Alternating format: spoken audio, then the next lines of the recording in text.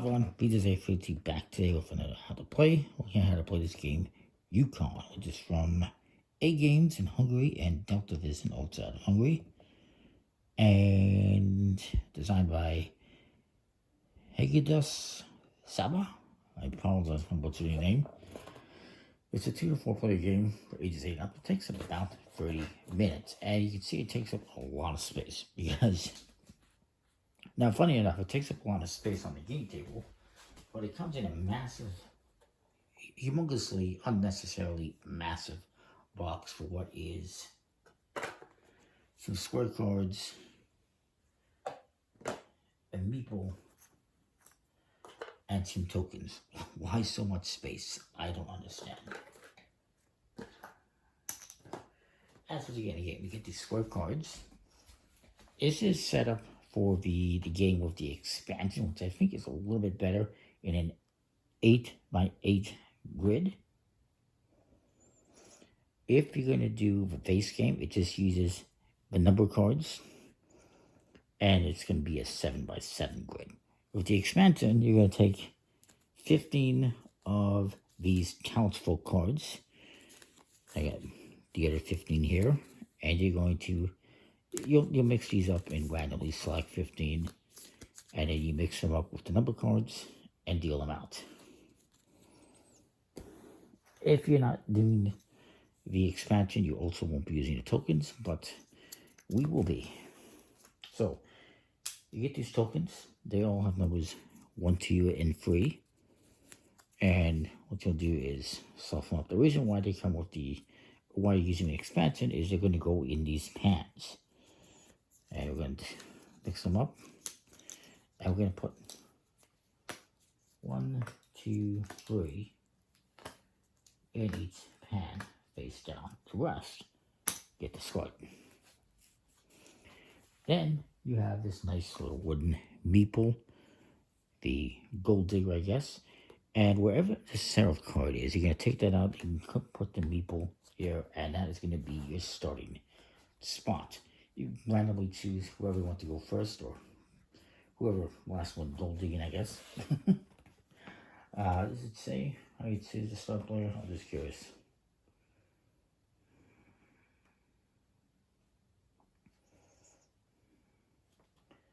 I don't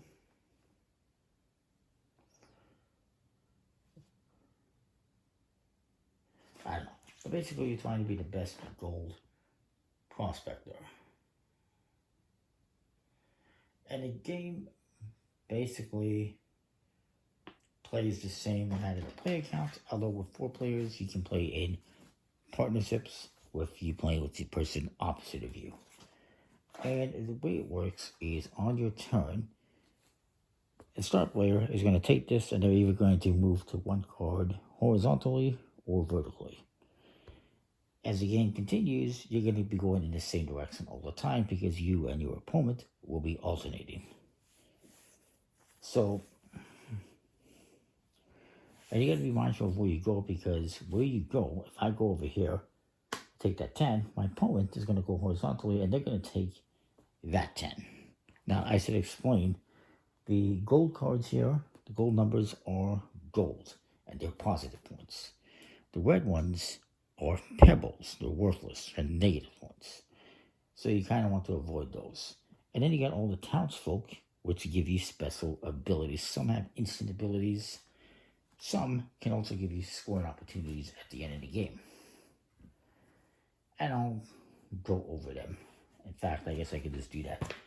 Well, I'll slow the game a little bit, and then I'll go over that. So, which way I'm going to move?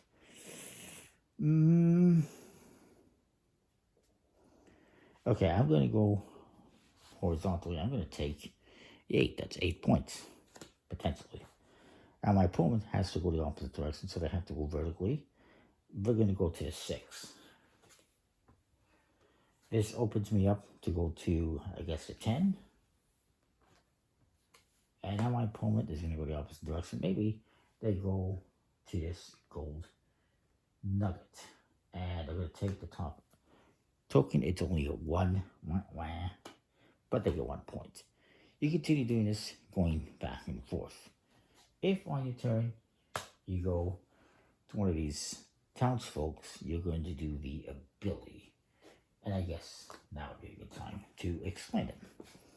So, this woman right here is the teacher, and you, if you pick this card up, you take it, put it in front of you, and you get to take a card from one of your opponents, and you will score those points, even if it's a negative card. If my opponent has this 10, and I collect this teacher, and I take that 10, I'm going to put them together, I'm going to get this as 10 positive points. So no matter which card you take from your opponent, it's going to be worth positive points. I don't know where that was, but I'll say it was there. That's what the teacher does. This guy over here is the telegraphist, and what he does is, if you gain this,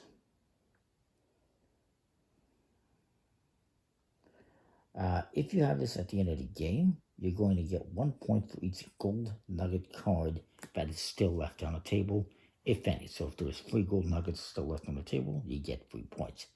But if you don't do that and you use it for its ability, what happens is, let's say I move here.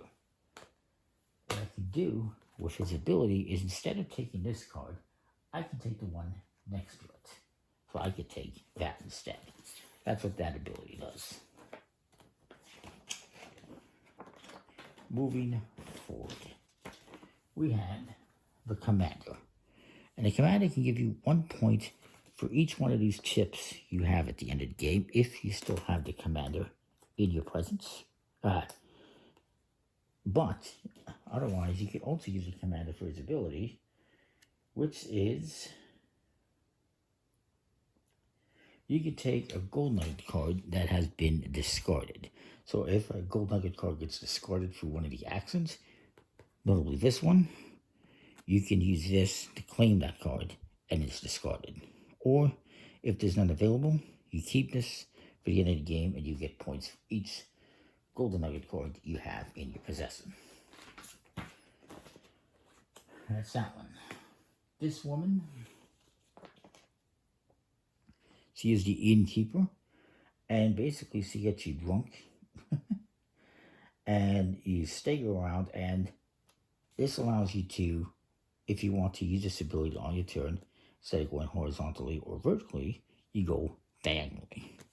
But if you keep this to the end of the game, you will score 1 point for each character card that you have collected. So if I have a bunch of characters in front of me, I will get 1 point for each of them, including this one. So that's kind of cool. This guy over here, actually I should probably mention this one. This is the postman. I'm going to mention it because he's on the same page. This lets you change the direction, because you forget where you're going. So it brings you some good news. You forget where you're going, and instead of going horizontally, you go vertically by mistake. Or you can keep it, and at the end of the game, it's going to be worth 1 point for each pebble card you collect. So each red card will be worth 1 point instead of as a bonus, basically. You still get the negative points for red cards, but you get that bonus. And yes, I'm just throwing these all over the place. This guy, right here, bear with me, is the goldsmith. And the goldsmith basically lets you take one of the pebble cards and discard it. So if you have a pebble card that you collected, you don't want, you can use this to discard it. That's what you do with it. You collect this, you discard a pebble card. If you don't have a pebble card, you just keep it. No, actually, if you don't have any cards to discard, you don't have any pebbles, you just get rid of this. You don't get to keep it. Unfortunately, it's the same with the trapper. This is the trapper. And if you don't have any cards to discard, you just get rid of it. You don't get to keep it. But this forces you to discard a golden nugget card from the game. So you preferably want to discard a small card, but you might not get that luxury. Then there is the Warden. This guy right here. The Warden, his ability is that you reverse the direction of gameplay. So if I collect this card, I get to go again and, make another selection. Say that was here. Maybe I'm here. I collect this. I use its ability. It lets me go again. So maybe I collect this one. And now I'm going the opposite direction. And then my opponent gets to go again. So you reverse the direction of gameplay. Gives you a second turn as well. And then there's also one more guy, which is the Reseller. And let me just double check something here. Yeah. And of course, if another person picks up a ward, you reverse direction again. This is the Reseller.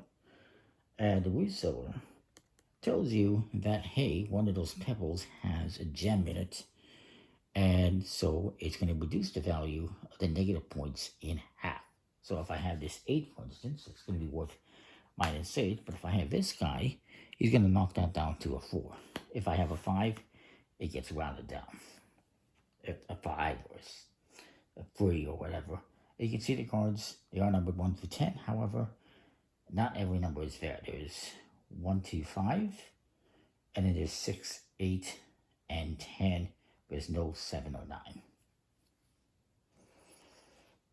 And I believe that's all the abilities. And again, if you land on one of these, you get to take the top chip, the token, and you're going to get those points. Once there's no more, you just discard this, and it's out of the game. The game will continue until one of two things happens. A, you cannot legally make a move.